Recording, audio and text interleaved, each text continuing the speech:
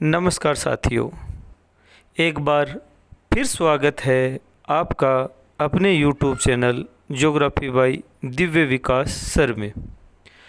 आज अपना नया टॉपिक है, छोटा सा टॉपिक है, 4 या 5 मिनट का, पर हर जो प्रतियोगी परीक्षा होती है या कक्षा 11 में यह पाठ 9 में दिया गया टॉपिक है, जिससे लगभग हर बार परीक्षा में जिसमें भूगोल या सूर्यताप जो टॉपिक जुड़ा हुआ है आता है, वहाँ से यहाँ से एक प्रश्न ज़रूर आता है। इनमें देखते हैं क्या है। सूर्यताप, जिसका अंग्रेजी ट्रांसलेट होता है इंसोलेशन, दोनों आपको ये याद रखने हैं। होता क्या सूर्यताप, यानी सूर्य का जो प्रकाश है हमारी पृथ्वी तक पहुँचना है। आप सब जानते हो कि हमें जो प्रकाश है वो कहाँ से मिलता है? सूरज से। कहाँ से आता है? सूर्य से। और इस पूरी पृथ्वी या ब्रह्मांड में जो भी ऊर्जा का स्रोत है वो भी सूर्य ही है। तो कहने का मतलब सूर्यताप यानी सूर्य से पृथ्वी तक पहुँचने वाला सौर विकिरण, दोबारा से देखो, यानी सूर्य से पृथ्वी तक पहुँचने वाला सौर विकिरण क्या कहलाता है? सूर्यताप या इंसोलेशन। समझ गए? यानी जो सूरज से जो ऊर्जा आती है या जो प्रकाश आता है वो किस रूप से आता है? सौर विकिरण। किस रूप से आता है? सौर विकिरण। और वही क्या कहलाता है? सूर्यताप। और यह जो सूर्यताप आता है, ये इसका जो तरंग दैर्घ्य होता है, इन विकिरणों का जो तरंग दैर्घ्य होता है, वो तरंग दैर्घ्य लघु तरंग दैर्घ्य के रूप में होता है। तरंग दैर्घ्य क्या होती है? यानी विकिरण होता है वो तरंगों के रूप में चलता है। किस रूप में? तरंगों में। तो दो शीर्ष या जो दो गर्त होते हैं उनके बीच की दूरी क्या कहलाती है? तरंग दैर्घ्य। क्या कहलाती है? तरंग दैर्घ्य। यानी तरंग दैर्घ्य क्या हुआ? तरंग दैर्घ्य यानी किसका मात्रक है? दूरी का। ये बात भी आपको याद रखनी है। तरंग दैर्घ्य किसका मात्रक है? दूरी का। तो सौर विकिरण का तरंग दैर्घ्य किस रूप में? लघु। किस रूप में? लघु। तो समझ गए सूर्यताप इंसोलेशन। अब ये सूर्य का जो प्रकाश है पृथ्वी तक पहुंचने में लगभग कितना समय लेता है? हाँ, शाबाश, 8 मिनट 20 सेकंड। Very good. कितना समय लेता है? 8 मिनट 20 सेकंड। कितना? अब इस सूर्यताप का मापन करते कैसे हैं? तो इसकी जो इकाई या जो इसका जो मापन है वो पायरो हेलियोमीटर, क्या? पायरो हेलियोमीटर द्वारा किया जाता है। किसके द्वारा किया जाता है? पायरो हेलियोमीटर के द्वारा इसका मापन किया जाता है। यहाँ तक समझ में आ गया। अब दो चीज़ें होती हैं, यानी पृथ्वी है वो सूर्य के चारों ओर वर्त रूप में चक्कर नहीं लगाती है। तो किस रूप में चक्कर लगाती है? दीर्घवर्ताकार रूप में। दीर्घवर्ताकार रूप में चक्कर लगाती है। तो इसलिए पृथ्वी और सूर्य के बीच की दूरी हमेशा एक जैसी नहीं रहती है। क्या? पृथ्वी और सूर्य के बीच की दूरी हमेशा एक जैसी नहीं रहती है, ये दूरी बदलती रहती है। तो एक बार वर्ष में एक बार अधिकतम होती है और एक बार न्यूनतम होती है।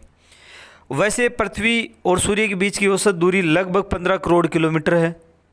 यानी पृथ्वी और सूर्य के बीच की दूरी की औसत दूरी लगभग कितनी है? 15 करोड़ किलोमीटर। अब ये अधिकतम और न्यूनतम दूरी है पृथ्वी और सूर्य के बीच में। इस आधार पर इनको दो नाम आते हैं, दो शब्द आते हैं, एप्सोर एपीहेलियन, एप्सोर एपीहेलियन। एप्सोर क्या होता है? पृथ्वी और सूर्य के बीच, यानी पृथ्वी अप यानी दूर, कहते हैं ना अप डाउन, खड़े हो जाओ बैठ जाओ। तो अप यानी खड़े होना, यानी दूर, इस दूर होता है ना धरातल से। तो इस तरह से याद रखने में सहूलियत होगी। अप यानी दूर। तो यानी पृथ्वी और सूर्य के बीच की अधिकतम दूरी होती है, उनको क्या कहते हैं? अपसोर एपीहेलियन। क्या कहते हैं? अपसोर। अब औसत दूरी 15 करोड़ है, तो ये दूरी 15 करोड़ से तो ज़्यादा होगी। याद रखने की सीधी सी बात है। तो 15 करोड़ 20 लाख, ये दूरी कितनी किलोमीटर होती है? 15 करोड़ 20 लाख। ठीक है, यहाँ तक क्लियर हो गया। अब आगे देखते हैं उपसौर पेरीहेलियन। उपसौर को क्या कहते हैं? पेरीहेलियन। यानी अप का हुआ उप विपरीत, यानी अप में क्या हुआ? अधिकतम, और उप में क्या होगा? न्यूनतम। किसके बीच में? पृथ्वी और सूर्य के बीच की जो न्यूनतम दूरी होती है वो कहलाती है उपसौर। क्या कहलाती है? उपसौर। और ये दूरी कितनी होगी? औसत दूरी कितनी थी 15 करोड़, यानी इससे कम। तो याद रखने की कोई मतलब थोड़ा सा समझोगे तो आपको याद रह जाएगा। तो कितनी है 14 करोड़ 70 लाख किलोमीटर। कितनी है 14 करोड़ 70 लाख किलोमीटर। तो दोनों समझ में आ गए। अपसौर, अप यानी दूर और उपसौर यानी नज़दीक। किसके बीच की? पृथ्वी और सूर्य के बीच की। याद रह जाएगा। अब एक सवाल और है कि ये घटना कब होती है दोनों। तो पहला जनवरी, 2 महीने याद रखने आपको, एक तो जनवरी और एक जुलाई, 1 जनवरी और 1 जुलाई।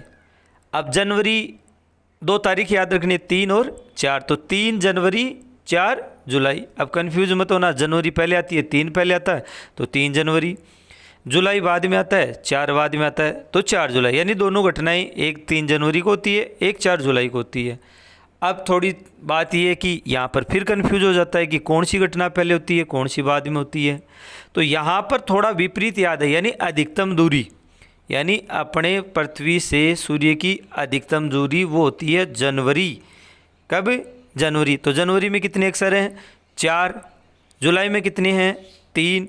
तो 4 ज़्यादा होते हैं तो ज़्यादा दूरी हो गई, 3 कम होते हैं, 3 जुलाई, जुलाई में 3 अक्षर आते हैं, 3 कम होते हैं तो 4 जुलाई, 4 जुलाई। तो यानी जनवरी, 3 जनवरी को अपसौर और 4 जुलाई को उपसौर। तो इस तरीके से ये दोनों आपको याद हो गए। अब याद कोई दिक्कत है? नहीं है? हाँ, अच्छे से समझ में आ गया होगा। इसी तरीके से और अच्छे अच्छे वीडियो प्राप्त करने के लिए आप हमारे चैनल को सब्सक्राइब, लाइक और शेयर ज़रूर कीजिए। धन्यवाद।